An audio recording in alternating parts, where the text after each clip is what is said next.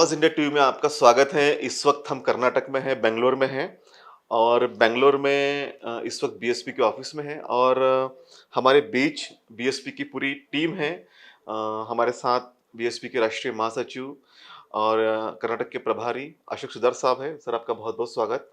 जैसा कि आप धन्यवाद। जानते हैं, कर्नाटक में चुनाव होने वाले हैं और प्रचार अपने उफान पे है। 5 मई को बसपा अध्यक्ष बहन मायावती जी की भी सभा यहाँ पर है कर्नाटक में। तो इस बीच अशोक सिद्धार्थ जी हमारे बीच में हैं। सर, आपका स्वागत है और मैं जानना थैंक यू। चाहता हूँ कि जिस तरह आपका से 2018 में बीएसपी का एक विधायक चुनकर आया था और बाद में जब जेडीएस, बीएसपी और कांग्रेस की सरकार बनी तब उनमें वो कैबिनेट मिनिस्टर भी थे।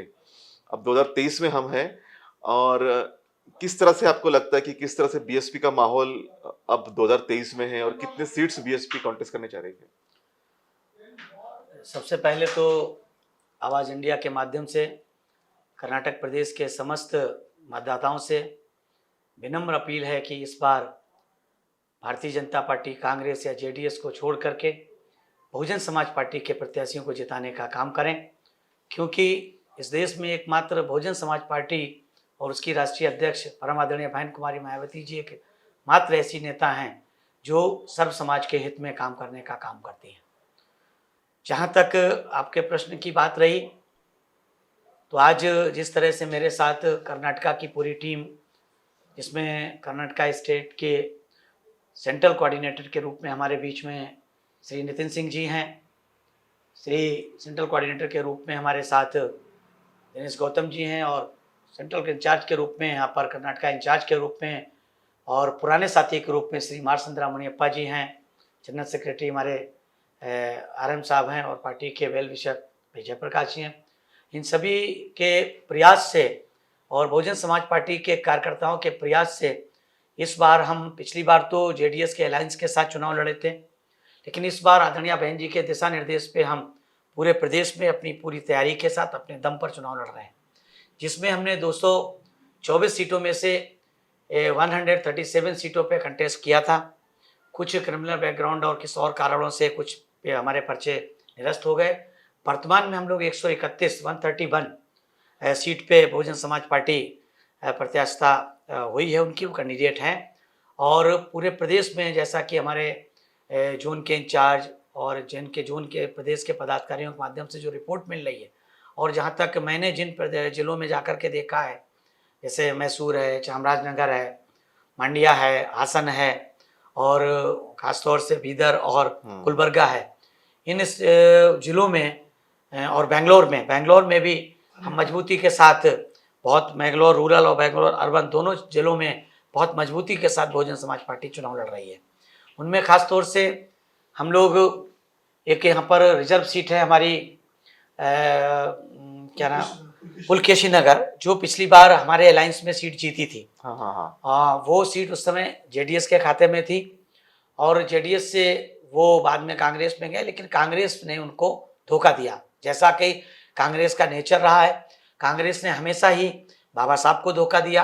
बाबा साहब के साथ 24 सितंबर 1932 को पूना पैक्ट किया था, जैसा कि आप सब लोग हमसे बेहतर जानते हैं। उस पूना पैक्ट में कांग्रेस ने ये कहा था कि आने वाले चुनाव में हम अपने कैंडिडेट नहीं लड़ाएंगे, बाबा साहब के साथ ये वचन दिया था। और जब 1937 में 1935 के एक्ट के बाद पहले हम चुनाव हुए थे तो कांग्रेस अपने वादे से मुकर गई थी और सभी सीटों पर उसने चुनाव लड़ाने का काम किया था।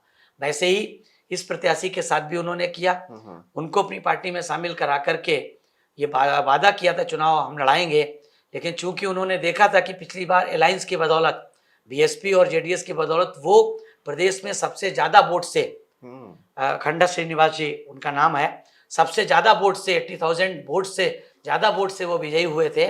इसलिए उन्होंने, चूँकि बीएसपी के अलायंस से जीते थे, इसलिए उन्होंने बीएसपी से लड़ना बेहतर समझा और वो बहुत ताकत के साथ लड़ रहे हैं। और हमें आशा ही नहीं, पूर्ण विश्वास है कि बहुजन समाज पार्टी बेंगलोर जो क्षेत्र आता, डिस्ट्रिक्ट आता, उसमें 2 से 3 सीटें हम लोग रूरल और अर्बन सीट से दोनों जिलों से मिला करके, आनेकल है, यलहंका है, गांधीनगर है जो हमारे समर्थित प्रत्याशी हैं, और हमारी जो पुलकेशी नगर है, कृष्णैया शेट्टी जो है हमारे, वो समर्थित प्रत्याशी हैं। वो टेक्निकली उनका कैंडिडेचर निरस्त हो गया था। पुलकेशी नगर के प्रत्याशी अखंड श्रीनिवास जी हैं और यलहंका से संदीप मुनियप्पा जी हैं। वो हमारे प्रत्याशी बहुत ताकत के साथ लड़ रहे हैं और हमें भरोसा है कि हम इन चारों सीटों को यहाँ से जीतेंगे। ठीक इसी तरीके से हम मांडिया में मलवल्ली हमारा यहाँ से प्रदेश अध्यक्ष जी लड़ रहे हैं, और हमारी चामराजनगर से हमारा महेश जी लड़ रहे हैं, हरा महेश, वो बहुत ही कमिटेड वर्कर हैं। हासन में हमारे गंगाधर भोजन जी लड़ रहे हैं और हरीश लड़ रहे हैं, ये बहुत ताकत से लड़ रहे हैं। ऐसे ही बीदर में हमारे जो बीदर साउथ से कपिल गोलबड़े लड़ रहे हैं, और नॉर्थ और गुलबर्गा साउथ से हमारे बामसेव के पुराने साथी भोसले जी लड़ रहे हैं। ऐसे बीजापुर में हमारे बामसेव के बहुत पुराने साथी तोरवी जी लड़ रहे हैं, और वहाँ से मुल्ला क्या नाम है, दस्तगीर मुल्ला सिंदगी बीजापुर में सिंदगी विजयपुर डिस्ट्रिक्ट से लड़ रहे हैं। ये प्रत्याशियां ऐसी हमारे कैंडिडेट हैं जो टुमकुर में 2 मधु गौड़ा मधुगिरी से लड़ रहे हैं, और डॉक्टर क्या नाम उनका श्रीनिवास नटराज, वो एक सीट हमारी है तो टुमकुर शिरा सीट है, उससे लड़ रहे हैं। तो इस तरीके से हमारी कम से कम 15 से 20 सीटें ऐसी हैं जो पहले और दूसरे की लड़ाई में लड़ रही हैं, और मुझे भरोसा है कि हम कम से कम, हम नहीं कहते कि हम 15-20 सीट जीतेंगे, लेकिन हम 5-7 सीट जो जीतेंगे उसके बिना किसी की पार्टी की सरकार यहाँ पर नहीं बनेगी। जैसा कि आपने भी देखा होगा कि आने वाले समय में विधानसभा के चुनाव में कर्नाटका में एक बार फिर से 2018 की तरह हंग असेंबली आएगी, और हंग असेंबली आने के बाद हमारी पार्टी उस समय अलायंस में थी, तो अलायंस का धर्म निभाते हुए आदरणीय बहन जी ने देवगौड़ा जी के कहने पे श्री कुमार स्वामी जी को मुख्यमंत्री जब बनाने की बारी आई तो उनको हमने समर्थन देने का काम किया था। और हमारा एक कैंडिडेट जो महज जीते थे वहाँ से, उन्होंने उनको बहन जी ने बाकायदा शिक्षा मंत्री जैसा महत्वपूर्ण पद दिलाने का काम किया था, लेकिन उनके मन में खोट था और उन्होंने पार्टी को धोखा दिया, और उस धोखे का परिणाम जैसा कि सब जानते हैं कि बहुजन समाज पार्टी को जिसने भी आज तक धोखा दिया है उसका बुरा हश्र हुआ है। मुझे पूरा भरोसा है कि वहाँ से उनका भी बुरा हश्र होने वाला है। जी, बिल्कुल। जिस तरह से आपने बताया कि लगभग 15 से 20 सीटें ऐसी हैं कि जहाँ बीएसपी काफ़ी मजबूती से कॉन्टेस्ट कर रही है। मुझे जानना है कि जिस तरह से कर्नाटक स्टेट को हम देखते हैं कि लगभग 20% शेड्यूल कास्ट की यहाँ पे आबादी है। साथ ही साथ यहाँ पे लिंगायत ओक्कलिंगा कम्युनिटी भी बड़े प्रभावी ढंग से है, मुस्लिम कम्युनिटी भी है। तो ये बहुजन समाज का एक अच्छा गुलदस्ता यहाँ पे है। फिर भी बीएसपी को जिस तरह से 2018 में मात्र 1 सीट मिली थी अलायंस होने के बावजूद भी, तो ये ग्राफ आगे क्यों नहीं बढ़ रहा है? देखिए, उसके 2 कारण हैं। पहला कारण है मनी और माफिया। वो आप देखते हैं कि जब भी आदरणीय बहन जी की बहुजन समाज पार्टी की राष्ट्रीय अध्यक्ष के यहाँ प्रोग्राम होते हैं तो लाखों की संख्या में कार्यकर्ता और लोग आते हैं बहन जी को सुनने और देखने। या माननीय नेशनल कोऑर्डिनेटर आकाश आनंद जी का प्रोग्राम हुआ था, बड़े पैमाने पे लोग इकट्ठा हुए थे। क्योंकि आप अच्छी तरीके से जानते हैं साउथ इंडिया के प्रदेशों में सबसे ज़्यादा पैसे का दुरुपयोग जो होता है वो यहाँ पर होता है, और उसके कारण जो बेचारे गरीब लोग हैं, खास तौर से बहुजन समाज यहाँ पर गरीब है। जहाँ तक आपने बताया है कि जिस तरह से एससी यहाँ पर 19.5-20% है, और मुस्लिम भी 16% या 16% के आसपास है। अगर ओबीसी को मिलाएं तो ठीक ठाक यहाँ पर, जैसा कि आपने कहा, गुलदस्ता के रूप में यहाँ पर बहुजन समाज तैयार हो सकता है।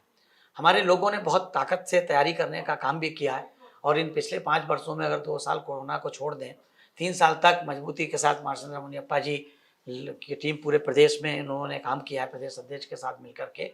और उसका हमारे दोनों कोऑर्डिनेटर जो सेंट्रल की ओर से लगाए गए हैं, नितिन सिंह जी और गौतम जी, ये भी पूरे 3 साल तक पूरी ताकत के साथ यहाँ पर लगे रहे। बीच बीच में आदरणीय बहन जी हमको भी यहाँ पर भेजती रही हैं, और हम पिछले 2008 से लगातार यहाँ पर कर्नाटका को देख रहे हैं। तो मुझे एक विधानसभा का मुझे एक्सपीरियंस है, और क्यों वहाँ पे हम हारते हैं उसका सबसे बड़ा कारण है यहाँ पर मनी और माफिया का। और मीडिया तो आप जानते हो, इस देश में बहुजन समाज के लोगों की बात जो राष्ट्रीय नेशनल लेवल की मीडिया है, वो बहुजन समाज की बात को, अच्छी बात को पहुंचाने का काम नहीं करती है। अगर आवाज़ इंडिया जैसे और तमाम चैनल जो हैं, जो हमारे यूट्यूब चैनल हैं या हमारे सोशल मीडिया के चैनल हैं, वो लोग बहुजन समाज पार्टी को या बहन जी को बहुत जेन्युइनली रूप से दिखाने का काम करते हैं, और वही एक कारण है कि हमारे लोग जागरूकता पैदा कर रहे हैं।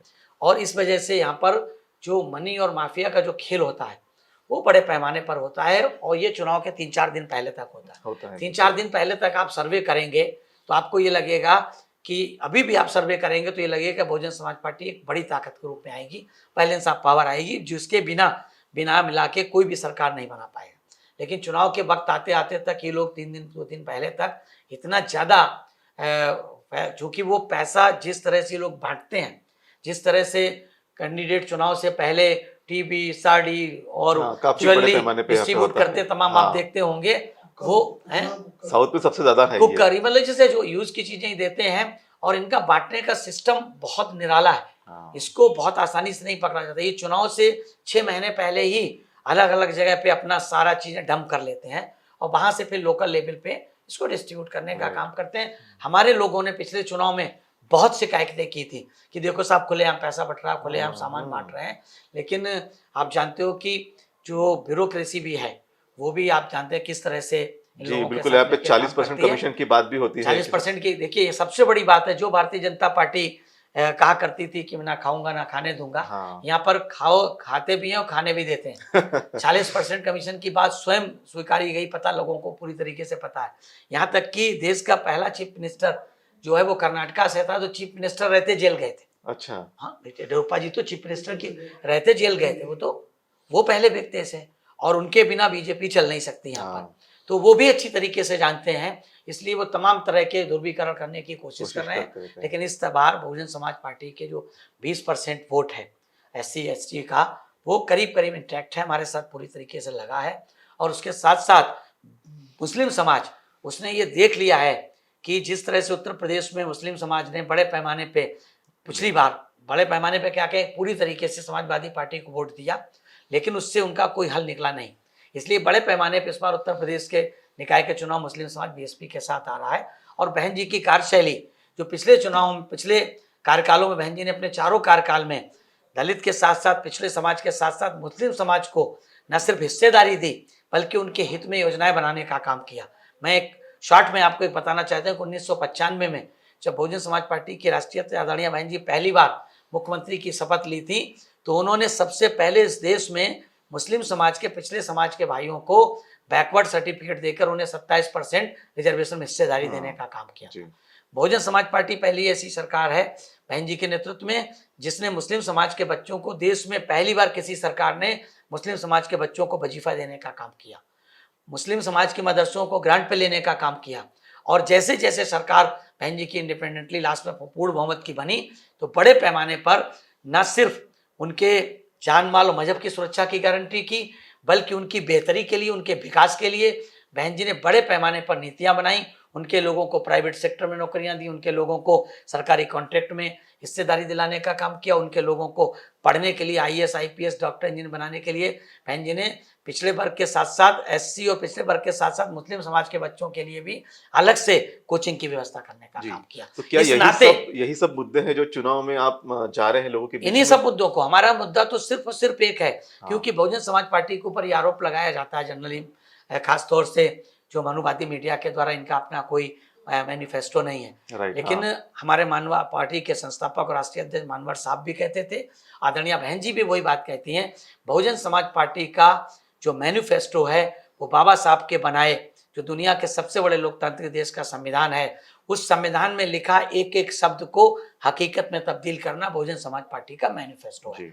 जो बाबा साहब ने चाहा, जो बाबा साहब ने लिखा कि इस देश के बहुजन समाज के लोग ही नहीं, सर्व समाज के लोग, उनको सामाजिक आर्थिक राजनीतिक हिस्सेदारी मिले, उनको एक देश में समतामूलक समाज बने, एक गैर बराबरी की व्यवस्था समाप्त हो, चाहे वो आर्थिक गैर बराबरी हो चाहे सामाजिक गैर बराबरी हो। बहुजन समाज पार्टी उस गैर बराबरी को समाप्त करके इस देश में के 85 से 90% बहुजन समाज को इस देश का हुक्मरान समाज बनाना चाहती है। जी, जिस तरह से आपने कहा कि जो संविधान के मुद्दे हैं वही BSP के मुद्दे हैं और इन्हीं मुद्दों पे BSP चुनाव भी लड़ रही है और सारे समाज को लेकर उनके हित अधिकारों को ध्यान में रखते BSP हमेशा काम करते आई है और निरंतर एक काम चलता भी रहेगा। जिस तरह से 5 तारीख को बहन कुमारी मायावती जी की बेंगलोर में सबसे बड़ी सभा होने वाली है और हम लोग देख भी रहे हैं कि प्राइम मिनिस्टर लगातार कर्नाटक में पिछले 2 महीने से सक्रिय है और सबसे अधिक सभाएं, क्या खौफ है, क्या डर है कि उन्हें इतनी सभाएं करनी पड़ रही है कर्नाटक के अंदर में? देखिए, जैसा कि आप देख रहे हैं कि बीजेपी के पास सभी चीज़ है, मनी, माफिया, मीडिया है, सारी चीज़ें उनके पास, तो तीनों चीज़ें हैं। और उनके एक केवल प्रधानमंत्री जी ही नहीं, हमारे गृह मंत्री जी भी और मंत्री उत्तर प्रदेश के मुख्यमंत्री जी, हाँ, वो भी सब देश के अलग-अलग तमाम स्टेट्स के प्रदेशों के मुख्यमंत्री जी, हाँ, वो सब इतने लोग आते हैं। जबकि बहुजन समाज पार्टी का केवल सेंट्रल की ओर से हम लोग बैठे हुए हैं 3 लोग, हाँ, वो लोग यहाँ पर काम करते हैं, मुनियप्पा जी निरंतर हैं काम कर रहे हैं आप। और हमारे गौतम जी हैं और नितिन हाँ, सिंह जी और मैं हूँ। हाँ, हम लोग सेंट्रल के हिसाब से इधर काम करते हैं और हम लोग सारी विधान जिलों में बारी-बारी से कभी मुनियप्पा जी किसी जिलों में जाते हैं, कभी गौतम जी जाते हैं, कभी नितिन सिंह जाते हैं, कभी हम जाते हैं बाकी स्टेट के, चाहे आरएम हो और भी तमाम जो साथी हैं, प्रदेश अध्यक्ष हैं, सब लोग बँट के जाते हैं। उनको अच्छी तरीके से पता है कि बहुजन समाज पार्टी के पास संसाधन उतने नहीं हैं, हाँ, लेकिन बहुजन समाज पार्टी का नेटवर्क है। नेटवर्क हमारा है। हर जिले में बहुजन समाज पार्टी का यूनिट है, हाँ, हर विधानसभा में यूनिट है, हर सेक्टर में हमारा कम से कम हमारी 50 से 60% असेंबलीज में हमारा सेक्टर और बूथ की कमेटी बनी हुई है। उसके माध्यम से उनको लग रहा है कि हमें नुकसान हो सकता है और नुकसान होने की वजह से बीजेपी और कांग्रेस पूरी ताकत के पूरी साथ ताकत के साथ पूरी जा रहा है। ताकत के साथ यानी तीनों लोग अपना मनी माफिया मीडिया का तीनों का इस्तेमाल करके, आप जिस चैनल को उठा के देख लीजिए उनका प्रचार आता है, हाँ, जिस सोशल मीडिया पे किसी भी यूट्यूब दूस से लेकर के किसी भी देखिए उनका प्रचार आता है, सही अखबार में आप रोज खोल के देखिए उनका प्रचार आता है। लेकिन बहुजन समाज पार्टी का प्रचार, जैसा कि मनोहर साहब कहते थे, आदरणीय बहन जी कहती हैं, हमारा माउथ टू माउथ प्रचार यस। होता है। हाँ, हमारे कार्यकर्ताओं से कार्यकर्ताओं को कन्वे होता है और आजकल तो टेलीफोन, व्हाट्सएप और उसका सोशल मीडिया का ज़माना, तो हमारा काफ़ी काम इससे हल होता है। बहन जी की प्रेस नोट्स, उनके ट्वीट्स जो है उनको हम लोग फॉरवर्ड करते हैं और उससे हमारी विचारधारा आगे पहुंचती है।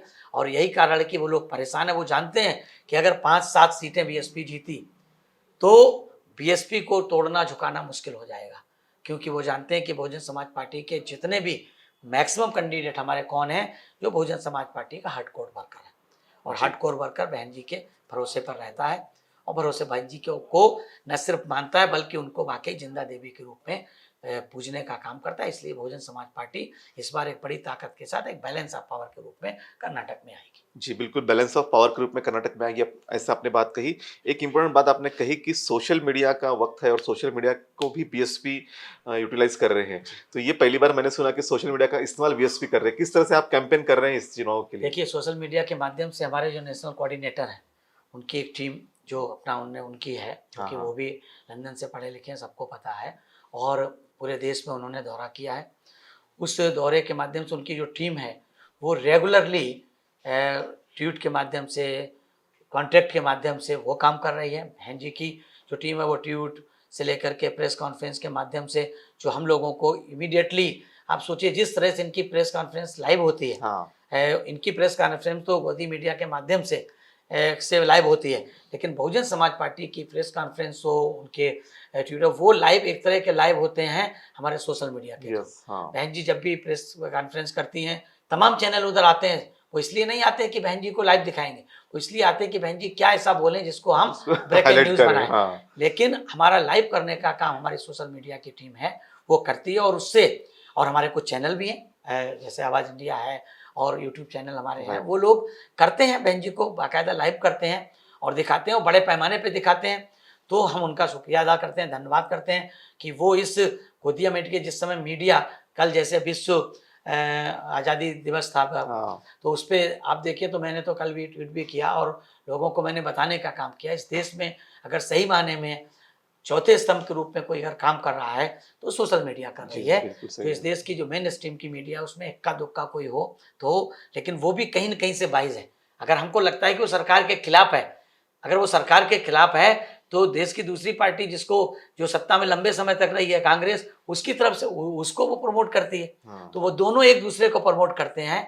और अगर हम ये कहें कि कांग्रेस और बीजेपी दोनों एक सिक्के के दो पहलू हैं, तो इसमें कोई अतिशयोक्ति नहीं है। बिल्कुल। तो जो मेन स्ट्रीम की मीडिया है, भले ही वो 75 और 25% आपस में बटी दिखती है, 75% वो सत्ता पक्ष के रूप में और 25% कांग्रेस विपक्ष के रूप में है, लेकिन वो भी, वो जो तीसरी बड़ी पार्टी है बहुजन समाज पार्टी, उसके वो दोनों खिलाफ है। हाँ, बिल्कुल। वो दोनों पार्टियां भी खिलाफ है, उनके उनके समर्थन मीडिया भी खिलाफ है। इसलिए इनको दिखाने का काम कौन करता है?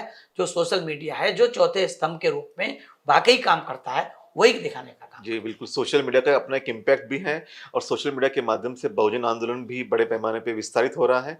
सर मैं जानना चाहूँगा कि जिस तरह से 5 मई को बसपा अध्यक्ष बहन मायावती जी बंगलौर में चुनावी जनसभा करेगी, तो इसके बाद में क्या माहौल बदलेगा आपको ऐसा लगता है? देखिए, जो इफ और बट की स्थितियां हैं, जहां लग रहा है जो लोग ये कहते हैं कि ये सीट जीत सकती है बसपा लड़ाई में लड़ाई, बहन माननीय आदरणीय बहन जी के आने के बाद और बहन जी को बड़े पैमाने पर सुनने के बाद वो मुहर लग जाएगी कि हम वास्तव में आने वाले चुनाव 10 तारीख के बाद जब 13 को रिजल्ट निकलेगा तो बहुजन समाज पार्टी एक बैलेंस ऑफ पावर आएगी। जी, बैलेंस ऑफ पावर बीएसपी रहेगी, लेकिन अगर जब बैलेंस ऑफ पावर के समय आएगा, तो बीएसपी किस पक्ष में जाएगी? देखिए, जैसा कि आप अच्छी तरीके से जानते हैं कि राजनीति में पहले से बहुत कुछ भविष्यवाणी नहीं की जा सकती है। समय और परिस्थितियों के हिसाब से आदरणीय बहन कुमारी मायावती जी 4-4 बार देश के सबसे बड़े सूबे की मुख्यमंत्री रह चुकी हैं। वो आज देश में सबसे बड़ी पॉलिटिकल पार्टी जो तीसरे नंबर की उसकी राष्ट्रीय अध्यक्ष हैं और सही मायने में वो पूरे देश की अगर सही मायने में देखा जाए तो इस देश के 85% बहुजन समाज की एकमात्र लीडर है और उनको ये पता है कि उन्हें अपने अस्त्रों का इस्तेमाल करना समय के हिसाब से आता है। आदरणीय बहन जी समय आने पर जो भी निर्णय लेंगी वो इस देश के 85 से 90% बहुजन समाज को हित को ध्यान में रखते हुए निर्णय लेने का काम। जी, तो बहुत उम्मीद है सिद्धार्थ सर को कि BSP balance of power Karnataka में बनेगी।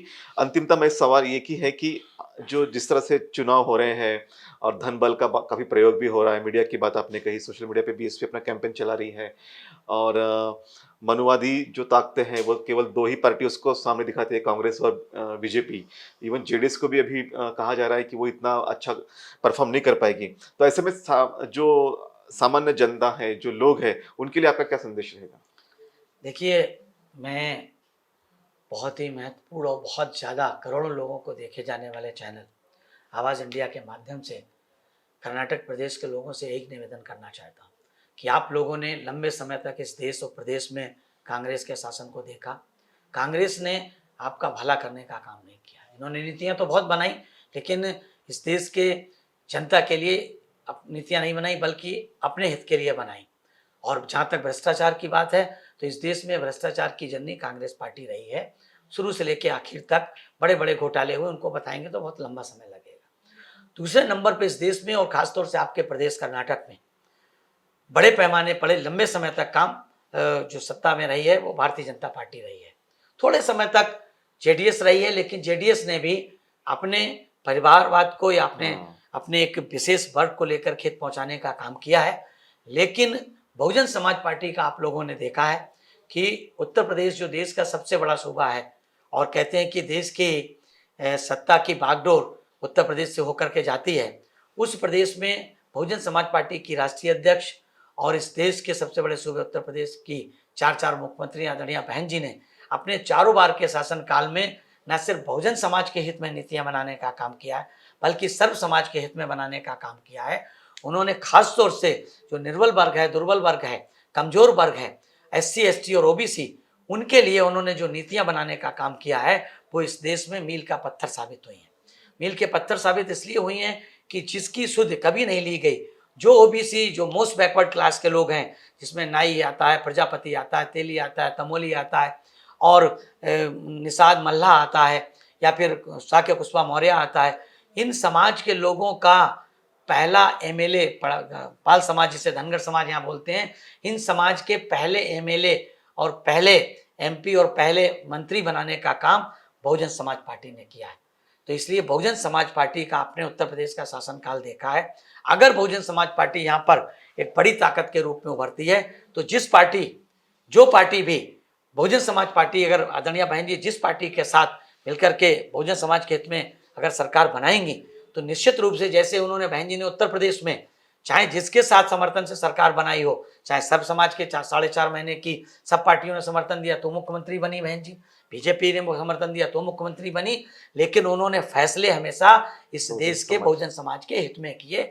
जिसे जैसा कि कांग्रेस और समाज यहाँ पर जेडीएस और उत्तर प्रदेश समाजवादी पार्टी मुस्लिम समाज को डराने का काम करती है कि बीएसपी बीजेपी के साथ मिली हुई है, वो मिली हुई है, तो उनको मैं बता देना चाहता हूँ कि बहन जी ने भले ही उनके साथ मिलकर सरकार बनाई हो लेकिन आदरणीय बहन जी ने जो उनके शासनकाल में कभी नहीं हुआ, एक भी सांप्रदायिक दंगा नहीं हुआ उनके शासनकाल में।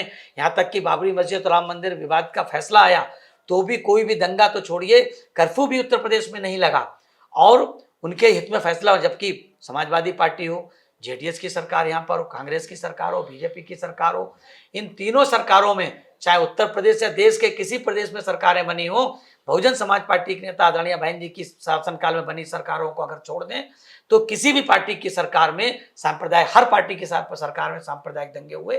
केवल और केवल बहुजन समाज पार्टी की सरकार में, आदरणीय बहन जी नेतृत्व सरकार में कभी भी सांप्रदायिक दंगा नहीं हुआ, किसी भी तरह की जाति हिंसा नहीं हुई। इसीलिए मेरा निवेदन है कि कर्नाटक प्रदेश में अगर आप सांप्रदायिक दंगों से मुक्ति चाहते हैं, जाति हिंसा से मुक्ति चाहते हैं, यहाँ पर सर्व समाज का विकास चाहते हैं, यहाँ पर भयमुक्त प्रदेश चाहते हैं, विकास युक्त प्रदेश चाहते हैं, अन्याय मुक्त प्रदेश चाहते हैं, तो केवल और केवल आपको 10 तारीख को, आने वाली 10 तारीख को हाथी के सामने वाला बटन दबा करके बहुजन समाज पार्टी के प्रत्याशियों को जिता करके कर्नाटक प्रदेश को एक विकास के रास्ते पर ले जाएं। यहाँ पर जाति हिंसा या फिर जाति नफरत हो या वर्गवाद की नफरत हो, धार्मिक नफरत हो, उस नफरत से छुटकारा अगर पाना है तो केवल और केवल बीएसपी एक रास्ता है। जी, बिल्कुल, किसी भी तरह के नफ़रत से छुटकारा पाना है, एक भयमुक्त शासन अगर देना है, तो बीएसपी ही एक सबसे बड़ा विकल्प है। डॉक्टर अशोक प्रसाद जी ने तमाम ये बातें कही हैं और उन्हें उम्मीद भी है कि बीएस बैलेंस ऑफ पावर बनेगी कर्नाटक में और आदरणीय बहन मायावती जी सोचेगी कि किसके साथ जाना है, किसके साथ नहीं जाना है, तो समाज के हित में ही ये फैसला होगा। सर, आप हमारे बीच में आए, हमसे बातें की, उसके लिए आपका बहुत-बहुत शुक्रिया और तमाम बीएसपी के जो साथी यहाँ बैठे हैं, सबको बहुत-बहुत धन्यवाद, आपको आभार। बहुत बहुत धन्यवाद कि आपने हमारी बात को अपने चैनल आवाज़ इंडिया के माध्यम से पूरे कर्नाटक के कार्यक्रम मतदाताओं तक पहुंचाने का काम किया। शुक्रिया। Thank you.